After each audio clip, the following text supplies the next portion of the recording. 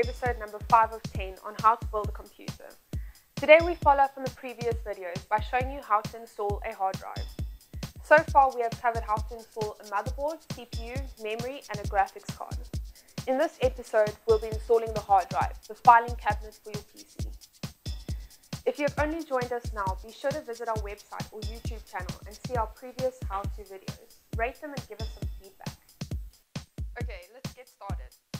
The hard drive is where all the data is stored on your computer.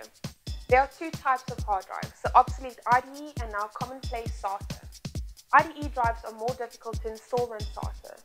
If you have one of these drives and need it to be installed, one of our Chaos technicians will gladly do it for you. Since our Intel Tomco does not support IDE devices anymore, we'll be installing a SATA hard drive and DVD writer.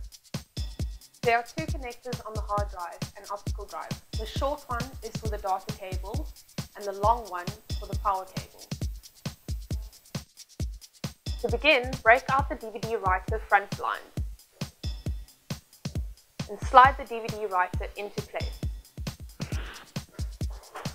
Our case is toolless, so we can lock it into place with the locks. Sometimes you might need to use screws.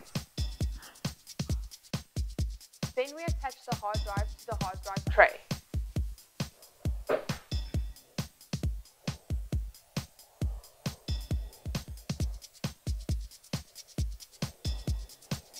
And slide it into the top hard drive bay, securing with the clips of the bay.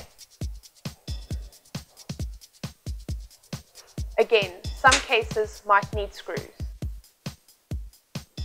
Prepare two data cables by undoing the tie and straightening them out.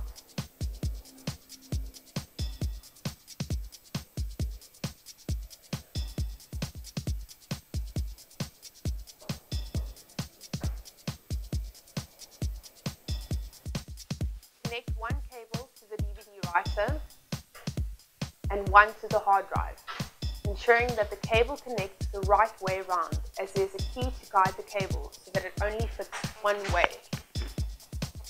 Connect the other side of the cables to the connectors on the motherboard.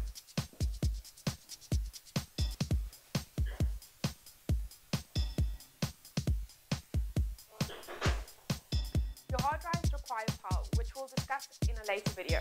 Other than that, your drive is installed. In our next installment, we'll be installing the power supply. Be sure to check it out and rate this video on YouTube and share it on Facebook. Cheers, see you next time.